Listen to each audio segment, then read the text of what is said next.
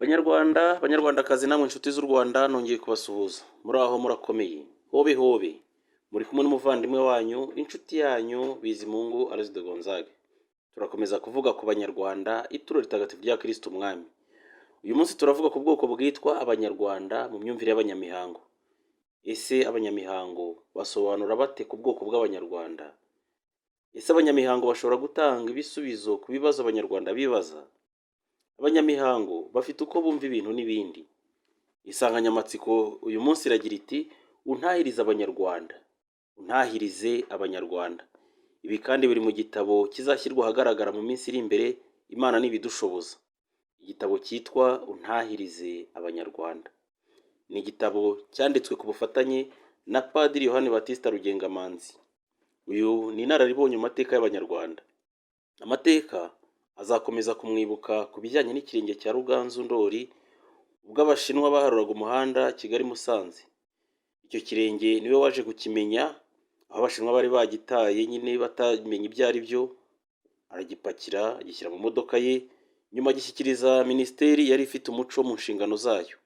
Ni mu myaka ya za 80 na kangahe. Kuvuga abanyarwanda rero biragoranye cyane kubera ko amateka yabo arashaririye.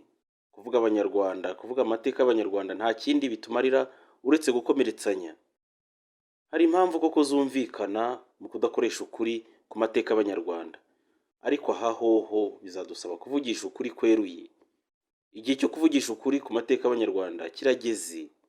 Njye nahisemo gukoresha ukuri binyuze mu myumvire y'abanyamihango.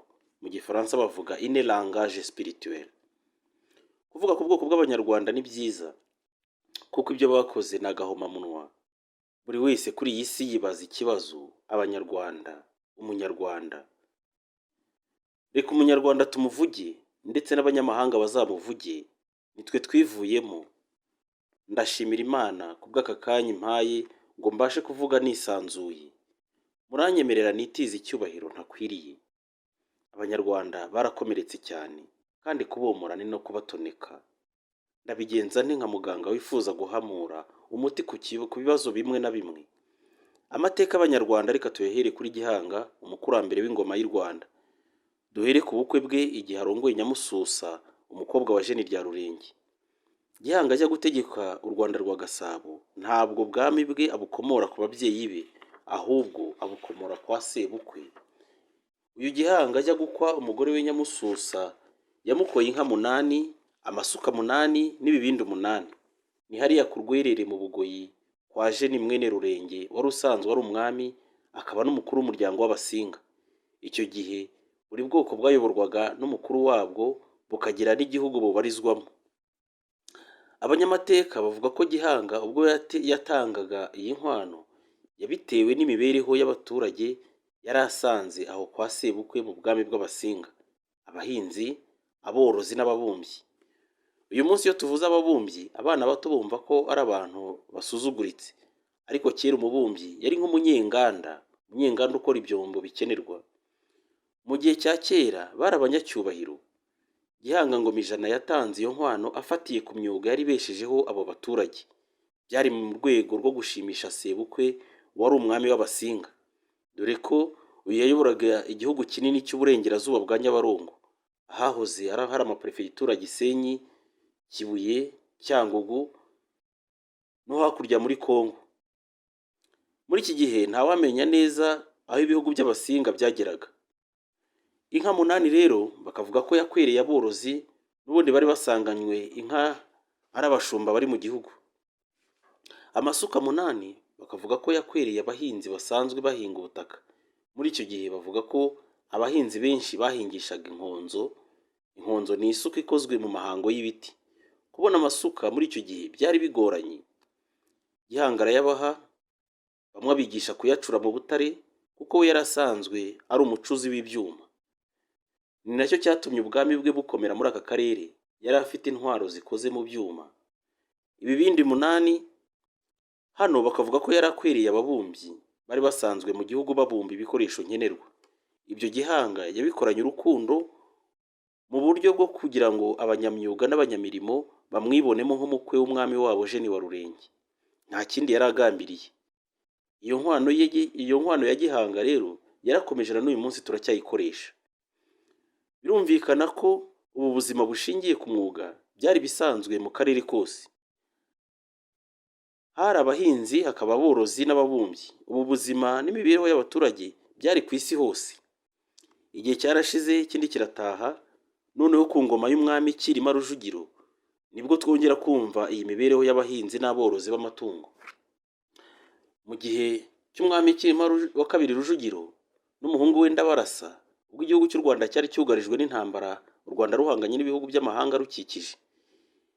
Ibihugu birukikije byiyemeje kururwanya ngo birutsinde, birugabane, izina Rwanda risibangane mu mateka.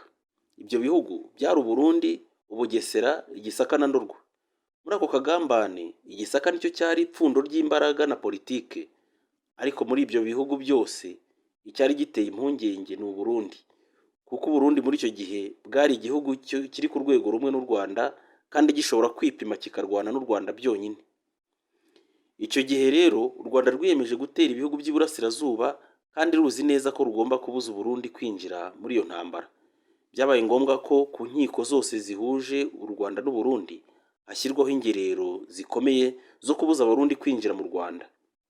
Ni muri icyo gihe rero iby'ingerero byadutse mu Rwanda bishyizweho n'umwami Cyilima wa kabiri Rujugiro. Niwe wahimbye iby'ingerero. Icyo gihe Abanyarwanda bitwaye neza muri iyo ntambara, u Rwanda rurayitsinda. Aha akaba ari naho umwami Ndabarasa yagize ibyishimo byinshi, akavuga ati u Rwanda ruratera ntiruterwa. Muri icyo gihe cy'iyo ntambara havutse ibibazo byinshi bikomereye u Rwanda n'Abanyarwanda, ariko reka turebere hamwe ibi uko ari bibiri byari ingorabahizi. Ikibazo cya mbere ni ikibazo cy'inka n'andi matungo. Inka n'abakobwa ibyo byari imari ababisha bari bagambiriye gusahura. None inka zirahungishirizwa he? Ikibazo cya kabiri ni ibiribwa bigomba gutunga ingabo ziri ku rugerero, ingabo zari ku rugamba. None se abagabo bose n'abasore bose barajya ku rugerero mu ntambara, nyuma bazatungwe n'iki? Birumvikana ko ubutaka bwagombaga kugira ababwitangira ngo babubyaze umusaruro, bagatunga abari ku rugerero, abari ku ntambara nyine. Ubwo bamwe mu Banyarwanda bahawe inshingano zo guhinga ubutaka no kugemurira ingabo ziri ku rugerero. Uko ingerero zavukaga hirya no hino ku nkiko z'igihugu, ni nako hagombaga kuboneka abagemurira izo ngerero. Abari ku rugerero ntibabure ikibatunga. Abahinzi muri icyo gihe bongerewe imbaraga. Birumvikana ko hari abasanzwe bari abahinzi bagiye ku rugerero nyine, abandi bari basanzwe ari abashumba yenda bafite imbaraga nkeya nabo bakajya guhinga. Ibintu byabaye nk'ibyivanga muri iyo minsi. Birumvikana abahinzi muri icyo gihe rero bongerewe imbaraga, bahabwa amasuka. Abacuzi bitangira uwo murimo, haba gucura ibikoresho by'intambara, amacumu, imyambi n'inkota, haba no gucura amasuka n'imihoro bigenewe abahinzi. Uretse ko n'imihoro yajyanwaga ku rugamba n'amasuka byose byakoreshwaga mu ntambara. Umwami Cyilima Rujugiro yakwirakwije amasuka mu bahinzi ngo hatazagira umuhinzi witwaza ko atagira isuka. Abantu batuye mu majyaruguru y'u Rwanda nko mu turere twa Rulindo, Burera, Ubukonya, Ububeruka ndetse no mu Kingogo n'ahandi hirya no hino mu gihugu cy'u Rwanda, ayo masuka hari abakiyibuka. Ayo masuka yari akiboneka mu myaka ya za 80. Nanjye ubwanjye uvuga ibi, iyo suka narayibonye mu baturanyi twari duturanye. Uwari uyifite icyo gihe yatubwiye ko ari iya Cyilima, ko nawe yayihawe na sekuru ku bw'imihango yo guhinga ubutaka. Ubusanzwe iyo suka yakoreshwaga mu mihango yo kurima. Kwari ukuyigera mu butaka bakayihingisha akanya gato byo kwerekana ko umwami ahaye umugisha ubutaka. Ubwo bagahinga bafite icyizere ko bazeza imbuto bakagira umusaruro utubutse. Mu gukemura cya kibazo cyo kwanga ko Abanyarwanda bose bakwishora mu mirasano y'intambara, umwami yagikemuye neza. Igisubizo ni uko hagombaga kuboneka koko abagabo bitangira ibijyanye n'iyo ntambara. Ubwo hagiyeyo abashumba kabuhariwe bamenyereye guhangana n'inyamaswa, ariko bakagira n'abandi babari inyuma babashakira ingemu bakabatunga ku rugerero. Ubwo birumvikana ko hashyizweho ibyiciro bisa n'iby'ubudehe tugarutseho uyu munsi muri iki gihe cya none. Icyiciro cya mbere cyashyizwemo umwami n'umugabekazi bonyine, kuko bo barenze imirimo yose bakarenga ubwoko bwose. akaba ari abantu bagombaga gukemura ibibazo bireba igihugu, bakakira ababagana bose mu mibereho yabo. Aba akaba ari bo bari abayobozi bakuru b'ikirenga mu gihugu, bombi bitwaga abami. Icyiciro cya kabiri cyashyizwemo ingabo z'igihugu n'abandi b'ibyegera. Abagaragu b'umwami bafatanyaga nawe kuyobora politiki y'igihugu. Ni ukuvuga ngo umuntu wese wari uhatswe n'umwami yitwaga umututsi. Umwami agahaka abatutsi, aba nabo bakagira ibyegera bibafasha kuzuza inshingano zabo z'ubututsi. Kwitwa umututsi mu bihe byo hambere mu myaka nk'ijana ishize byarigishwaga mu matorero y'igihugu. Kwitwa rero umututsi byasabaga kuba uzi kuyobora abandi, ni ukuvuga uzi ibijyanye na politiki, uzi neza imiyoborere y'igihugu kandi uzi neza inkiko z'u Rwanda, uzi igihugu cy'u Rwanda aho giherereye. Kwitwa umututsi byasabaga kuba uri inzobere mu mirwano, uzi iby'intambara, ni ukuvuga ngo kuba witeguye kurwanirira igihugu kugera ku rupfu. Kwitwa umututsi mu gihe cyo hambere byasabaga kuba usobanukiwe neza ibijyanye n'amatungo y'inka, ari naho izina umututsi rikomoka dukurikije imyumvire y'abanyamihango. Gutuka bivuga gutanga umugisha ugenewe amatungo. Aha bizwi ku nka. Abahinzi iyo bariho batanga umugisha mu muhango wo kubiba imbuto zabo babyitaga guturutsa. Hari imihango yakorwaga mu gihe cyo kubiba. Iyo bigeze ku nka bavuga gutuka. Umushumba ugenewe gutanga umugisha ku gicaniro cy'inka ngo uzitunze atunge atunganirwe, inka ze zizabyare zororoke zigwiza amashyo, uwo yitwaga umututsi. Inka mu gihe cyo hambere zagiraga imihango n'imiziririzo. Kuri iyi si dutuye hari abayifataga nk'imana yabo, bakayifata nk'ikigirwamana cyabo nyine. Turebe mu gitabo cy'Iyimukamisiri umutwe wa 8 ku murongo wa 22. Ni hamwe Musa yabwiraga umwami wa Farawo wa mu Misiri ko badashobora gufata inka ngo bayitureho igitambo ku mana yabo ngo babikorere mu maso y'Abanyamisiri. Ibyo byaba ari ugukora amahano kandi ko abaturage bashobora kubicisha amabuye. Uyu munsi wa none hari abo ubona biyitirira ibyo batashoboye. Icyiciro cya gatatu rero cyashyizwemo ba bandi bitangiye umurimo w'ubuhinzi. Aba bagombaga kwita ku musaruro, bagatunga ingabo ziri ku rugerero, bagahinga bakaragira amatungo magufi, ihene, inka, n'intama nako n'ibindi byose. Abo nibo biswa abahutu. Hari igihe cyageraga bariya bavugwa ko ari abatutsi nabo bakitwa abahutu, bariya biswa abahutu nabo bakitwa abatutsi bitewe n'uko abanyarwanda babibona. Muri icyo gihe cyo gushyira ingerero mu gihugu hose, inka nazo zahungishirijwe mu ngabo, nazo zijya ku rugerero zigenewe gukamirwa ingabo kugira ngo abanyamahanga batazisahura. Buri wese yabyakiriye atyo, ntawe uzi niba bose byarabashimishije. Icyifuzo cy'umwami kirimo rujugiro cyo kugena abashinzwe kwitangira abandi mu gihe cy'amage, mu gihe cy'intambara, no kugena abashinzwe kwitangira abandi mu bijyanye n'amafunguro bazakenera. Iki ni igitekerezo cyiza, ntacyo byari bitwaye, ahubwo biragaragara ko hari ababyivanzemo bagashaka kubyumvikanisha uko bitari. Kuba hari abitanze mu buryo bwo kurwanira igihugu bagafata umuheto bakarwana n'abatarifurizaga u Rwanda amahoro, uyu ni umusanzu mwiza ku gihugu. Kuba nanone hari abitanze ngo bahinge ubutaka haboneke umusaruro uhagije no gutunga ingabo ziri ku rugerero, ibi nabyo ni umusanzu mwiza ku gihugu. Ibi ntabwo byakabaye impamvu yo gusuzugurana. Biragaragara ko hari abitwaje icyubahiro bahabwa n'umuheto bagahemukira igihango. Tukiri aho, reka turebere hamwe ibyo dukura ku banyamihango bo mu gihe cyo hambere. Dusome muri Bibiliya mu gitabo cy'Abalevi umutwe wa 21 kuva ku murongo wa 16 kugera ku murongo wa 20. Nuko Uhoraho abwira Musa ati, dore ibyo uzamenyesha Aroni, umuntu wo mu nkomoko yawe n'abafite ubumuga ku mubiri azirinde gutura Uhoraho igitambo cy'ibiribwa. Ibyo kandi bizababera itegeko ridakuka kuva mu gisekuru kugera mu kindi. Kuko rero umuntu w'impumyi, ucumbagira, ufite izuru ribwataraye cyangwa amaboko yaremaye, uwavunitse akaguru cyangwa akaboko, uhetse inyonjo, uwazonzwe, ufite ijisho ry'umuturi, urwaye ubuheri cyangwa amahumane, ufite inturugunyu zamenetse, mbese umuntu wese urangwaho inenge ntashobora kwegera Uhoraho. Biri mu gitabo cy'Abalevi umutwe wa 21 kuva ku murongo wa 16 kugera ku murongo wa 20. Sinzi niba uyu muhango wo gutura Imana amaturo y'ibiribwa mu Rwanda warakorwaga nk'uko byanditswe muri iki gitabo cya Bibiliya. Ikizwi ni uko Abanyarwanda ba kera bari babifiteho ubujijuke. Hari ubumuga abantu bavukana cyangwa bukamugeraho ku bw'impanuka.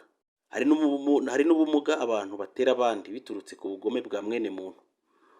Ubu bumuga buvugwa mu isezerano rya kera ntawamenya niba mu Rwanda naho byarabaye impamvu yo kwibona no kubonerana abandi, ariko nta cyatuma abashishozi batabitekerezaho.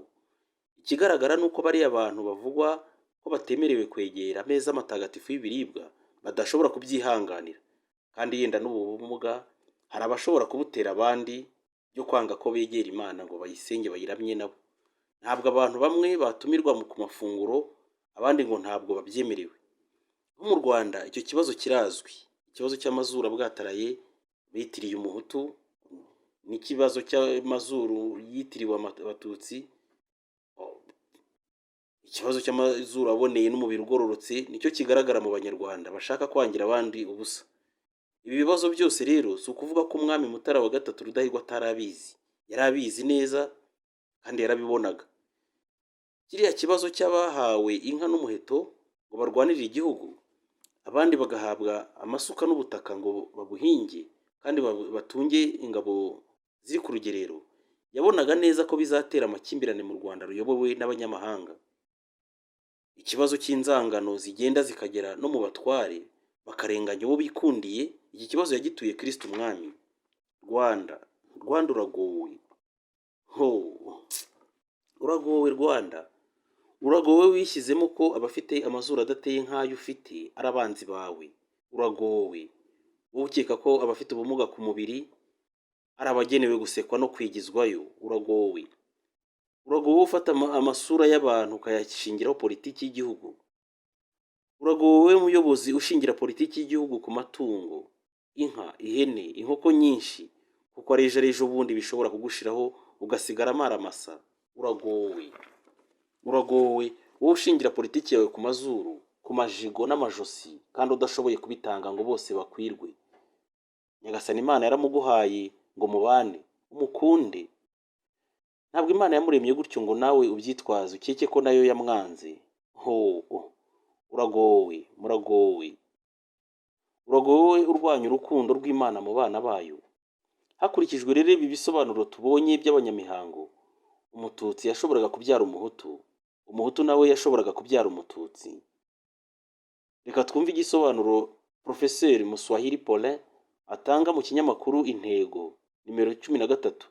Ni ikinyamakuru cyasohotse ku itariki ya 17 z'ukwezi kwa gatandatu mu 1996. Iki gisobanuro ni icy'umusaza wabonye umwanya wo kubitegereza mu myaka 100 yashize, Abanyarwanda bagifite umuco. Aravuga ati Umuhutu mu mibereho ye yo mu kimenyana mu minsi ye ya mbere, kugira ngo yizere ko ubaye inshuti ye, nuko wabaga wamuhaye ikintu azajya akwibukiraho, ukamugabira inka, ukamuha isuka, ukamuha imyambaro cyangwa icyo ashyira mu nda, ikiribwa cyangwa ikinyobwa, ubundi akajya yirahira uwamuhaye, akaba inshuti cyane n'uwagize icyo amugabira. Iyo yirahira aravuga ati uwampaye isuka, uwampaye inka, uwampaye icyo kwambara. Umuhutu muzima yagiraga urukundo, akubaha kandi agatinya abamukuriye mu bigaragara. Umututsi muri icyo gihe, iyo mu mibereho ye muri icyo gihe, yo mu kimenyana bwa mbere, kugira ngo yizere ko ubaye inshuti ye itazamutenguha, nuko yaragize icyo aguha, akaguha nk'iyo nka nyine, umwambaro n'ikindi yabaga kurusha, akishimira ko hari umuntu umuvuga neza, akamwirahira ngo yaramuhaye, ndetse akamwita shebuja. Icyo kikaba gishimishije cyane mu maso y'abandi. Bakavuga ko Abatutsi bakundaga kunywana, bakagira inshuti z'igihango ku buryo ibanga ribwira umunywanyi we gusa, bityo amabanga akaguma mu bahanye igihango. Iyo uyu yirahira aravuga ati mba ndoga kanaka, mba ndoga Karinga, mba ndoga umwami, mba ndoga mbese umuntu wamurwanyeho cyangwa wagize icyo amurusha. Umututsi muzima yagiraga urukundo kandi akitangira abamugana bose, akemera kubitangira. Umututsi agakunda icyubahiro cyane. Umututsi yakundaga icyubahiro cye n'icy'umuryango we. Umutwa we mu mibereho ye iyo mu kimenyana bwa mbere, kugira ngo nawe yizere ko uzamubera inyangamugayo, nuko yabanzaga gutuka mugatongana ariko mugakiranuka utamukubise ngo agende ababaye. Akajambo kose avuze yongeragaho n'igitutsi. Ntiyashoboraga kugira icyo avuga atanyuze mu bitutsi. Ndetse uyu yashoboraga kubahuka umwami mu ruhame. Uyu kandi akagira ingeso yo gusabiriza. Nta na rimwe ajya ashimishwa n'ibyo atunze kandi agasaba n'ibyo ajya gupfusha ubusa. Iyi mico y'aba bantu irasa n'uburwayi. Iyo urebye iyi mico y'aba bantu uko ari batatu, irasa n'uburwayi bushobora kwinjira no mu babakomokaho. Umuntu yibaza uko byaje guhinduka ubwoko bw'Abanyarwanda mu gihe nta kirangabwoko kibaho cyitirirwa Umuhutu, nta kirangabwoko cyitirirwa Umututsi, kuko ubwoko bugira n'ikirangabwoko cyabwo. Niyo urebye mu base, nta base Abahutu bigeze cyangwa Umututsi ngo abe umuse aha n'aha. Abatwa bo birazwi ngo ni abase b'umwami. Abatwa ni ubwoko bwemewe ku isi hose. Mu Gifaransa babitwa les pygmées. Abatwa bakunda kwishima kandi bagashimisha ababareba, bakunda kurebwa. Inshuti bavandimwe, Abanyarwanda bakeneye ubwiyunge ku mpande zose, haba ku ruhande rwa politiki, haba ku ruhande rw'abanyamihango. Abafite ibisobanuro batanga, abafite umusanzu batanga, muhamagariwe kwitabira ubwiyunge bw'Abanyarwanda. Burakenewe. Banyarwanda, Banyarwandakazi, ari abari mu gihugu imbere, abari no bari iyo gihera kure y'inkiko z'u Rwanda, isi yose bahanze amaso Abanyarwanda n'ubwoko bweguriwe